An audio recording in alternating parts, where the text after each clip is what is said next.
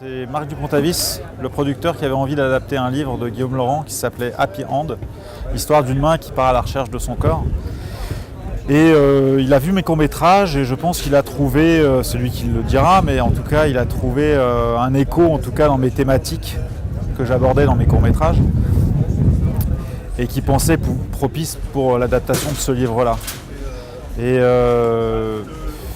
je crois qu'on avait tous les deux envie de faire un long métrage adulte, sur un ton vraiment adulte, hein. Donc avec une liberté aussi, une maturité qu'on voulait assumer de ce côté-là. On ne savait peut-être pas dans quoi on s'embarquait, parce que quand je vous parle de ça, c'était en 2012, et on est en 2019. Donc il y a 7 ans, j'ai rencontré Marc, et 7 ans après, le film est là. Donc il y a un vrai travail d'écriture et de dialogue entre mon co-scénariste et le producteur pour arriver à ce projet-là aujourd'hui.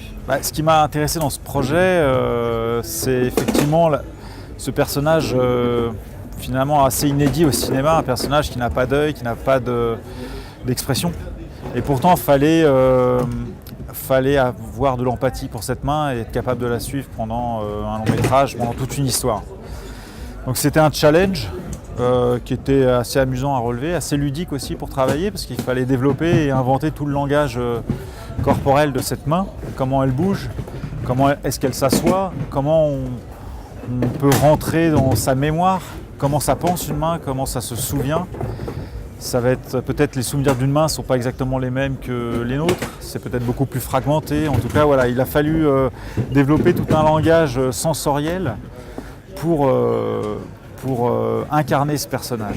Donc c'était un exercice très enrichissant, je pense, pour un metteur en scène.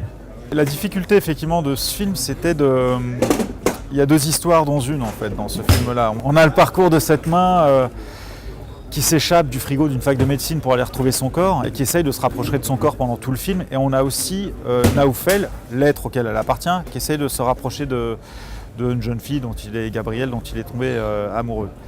Et on a ces 2 récits qui racontent en fait une seule et même histoire. Et tout l'enjeu du film, c'était d'arriver à dialoguer, à faire que ce puzzle de récits s'imbrique de manière le plus fluide possible, pour qu'au final, ces 2 histoires différentes racontent une seule et même histoire, celle de Naoufel et de son émancipation plus généralement. Pour raconter la main, en tout cas pour la suivre, il fallait forcément se positionner, réfléchir sa caméra, mettre la caméra à ras du sol, cadré très serré. Donc il y avait un langage aussi en termes de caméra à développer et à trouver.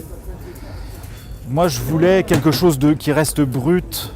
Ça devait être aussi spectaculaire pour la main, parce que toute son aventure, elle est assez spectaculaire. Être une main dans la ville, c'est pas facile. Elle fait des rencontres qui sont pas toujours très heureuses. Et il fallait que la caméra, elle habite un peu ces moments de tension, ces moments des fois d'épouvante. Donc ça donne forcément, on va se nourrir des films de genre. J'ai travaillé avec Hakim Faris dans le rôle de Naoufel et Victoire Dubois dans le rôle de Gabrielle. Et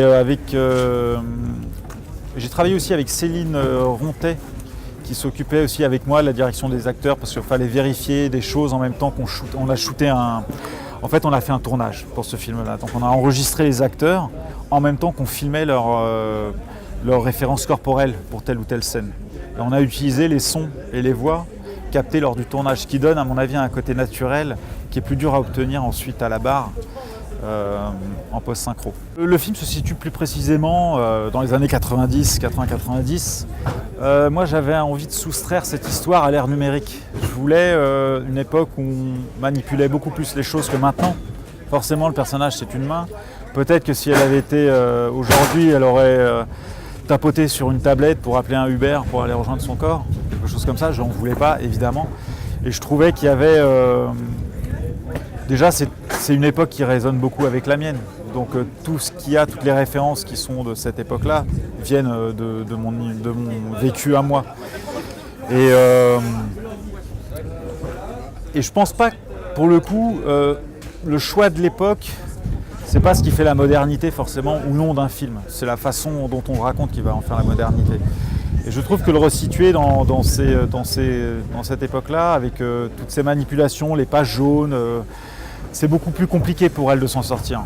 Au niveau du son, le travail a été de renforcer l'aspect, le point de vue de la main. Donc d'exalter au maximum tout ce qui était à proximité de la main et d'éliminer tous les détails qui étaient plus lointains, dont on n'avait pas besoin au moment où on suivait la main. Un rat qui crie, finalement si on l'enregistre avec un micro, c'est pas très impressionnant.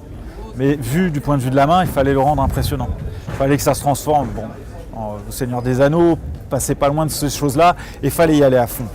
Au début d'ailleurs, j'y suis pas allé assez à fond et je le voyais que ça manquait, et à partir du moment où on nourrit ça, on est beaucoup plus embarqué dans le point de vue. J'avais besoin de ce côté spectaculaire dans le son.